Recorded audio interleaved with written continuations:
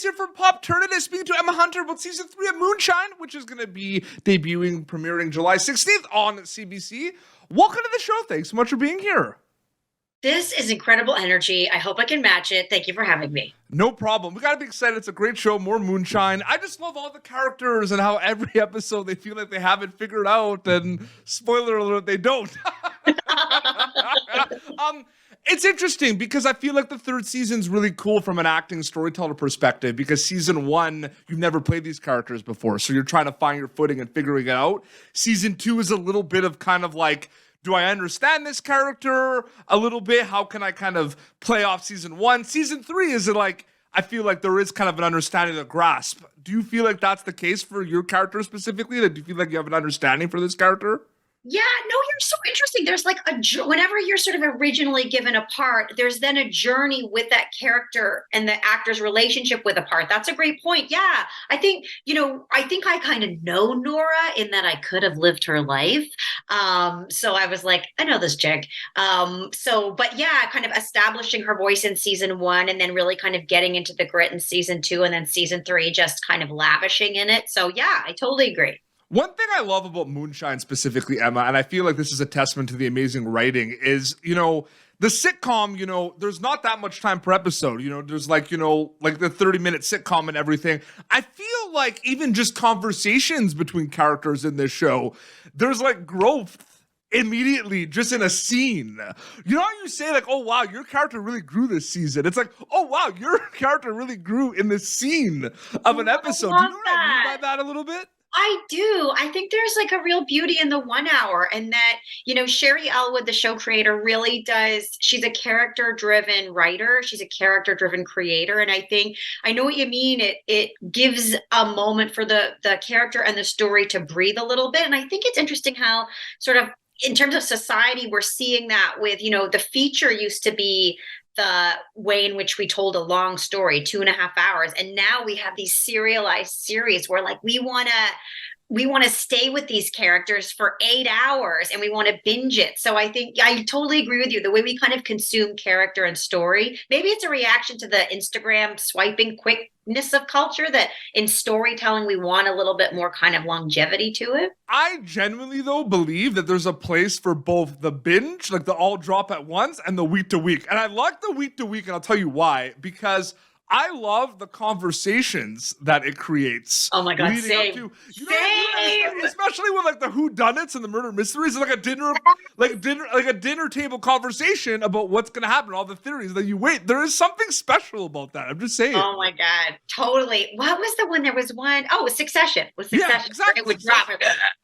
Yeah, or even like the Last of Us was one for, like on HBO that basically was just like, because you even knew that like there was a story with specifically some of the characters, but every episode had different characters and different kind of other kind of storylines. So we're like, what is it going to be next week and everything.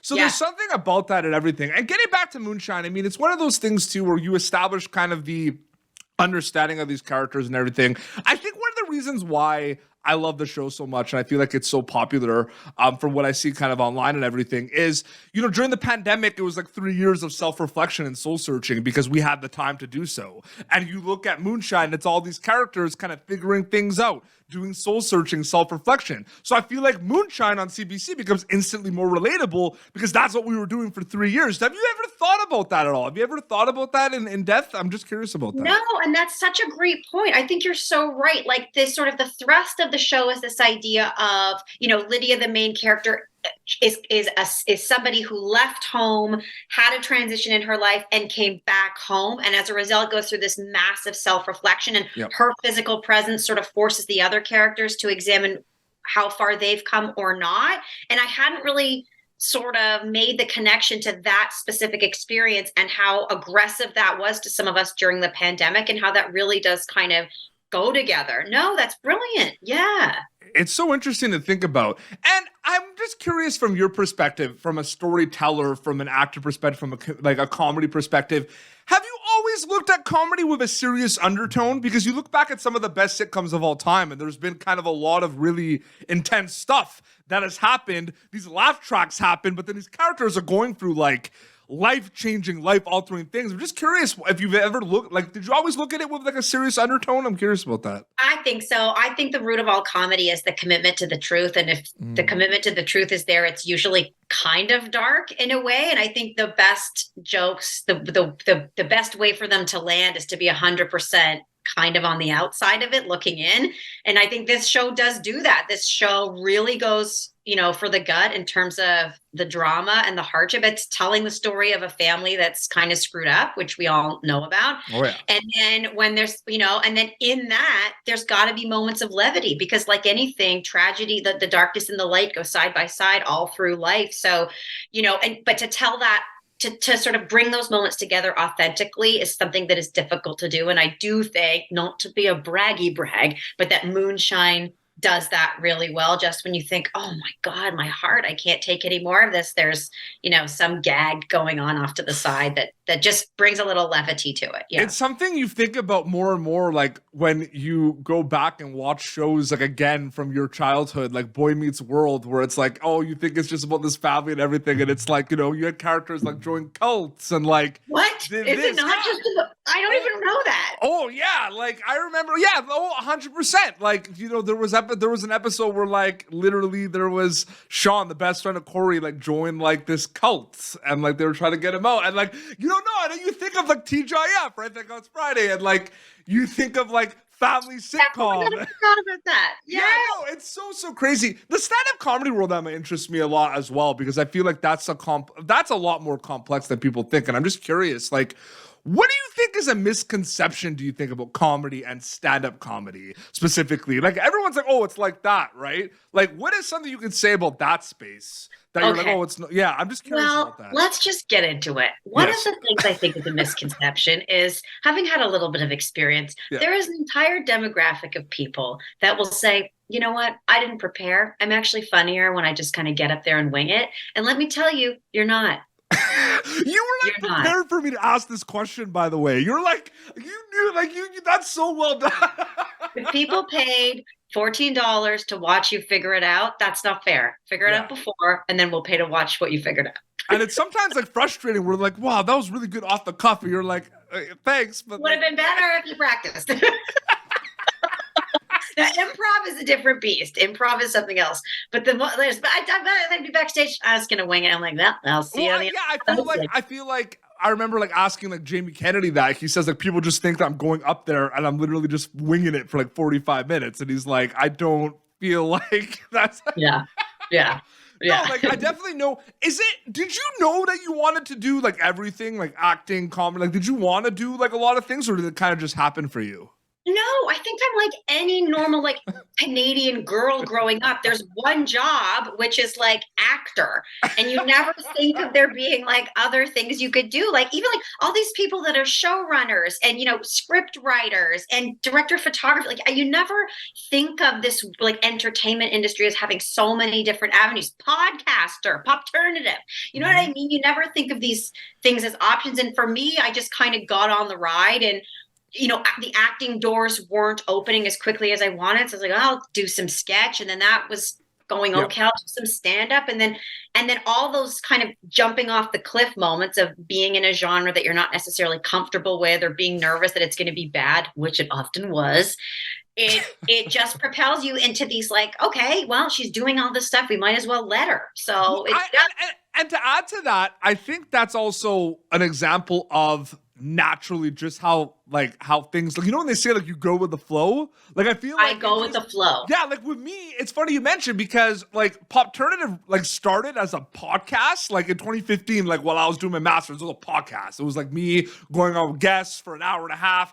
Now it's like a full out like media outlet, right? Like popternative.com. Yeah. And it's like, I don't know if I know I did not plan for that. You know what I mean? Like it's awesome. You know what I mean? But like, it's so crazy. Like but that's a testament to you. Like it's obviously you created something that then took off versus it happening to like you. The Popternative from 2015 when I started is like not the Popternative now. But I feel like that's the point, right? Like things naturally grow. But no, it's crazy.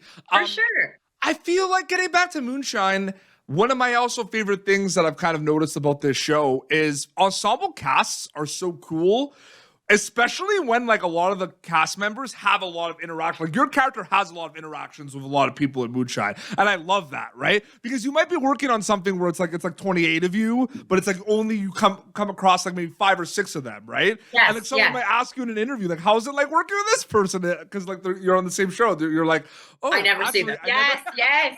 So I love the fact that your character has interactions with a lot of characters. This is more kind of a statement rather than a question that I want you to just comment on. I love a statement. That. You know what I mean? Like, yeah, I love it too. And I do, like, we're a very, very close cast. Not every cast, that doesn't always happen. Not because people don't get on, but because it's just, the nature in which the show is shot is that we're all in this tiny part of the South Shore of Nova Scotia. And there's, a lobster club, the shore club that plays disco music. And that's where we would go to party. And then the show would end and we'd go, should we go get it? Like we were we landed together, we shot together, and then we hung out together. And loved every second. Like there was no dud, there was no jerk. I mean, unless I'm the jerk, but it seemed like it was just like everyone was a delight. Jim, who plays Terry, the guy who I have like all these like intense love scenes with. I mean, love's a bit of an example. There are definitely sex scenes, but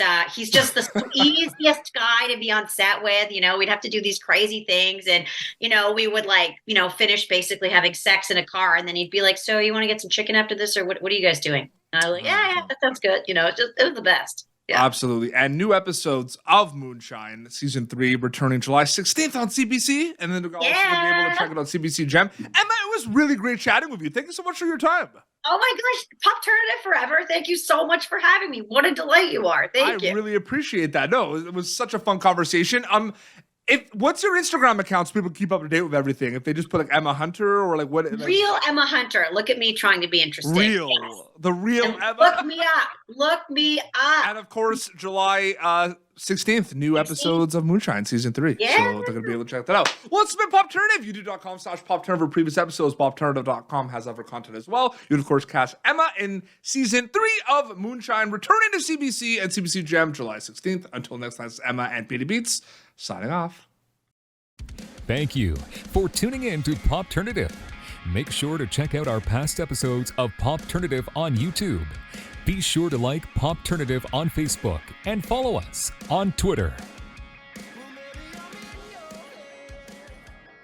This has been an Autograph Communications production.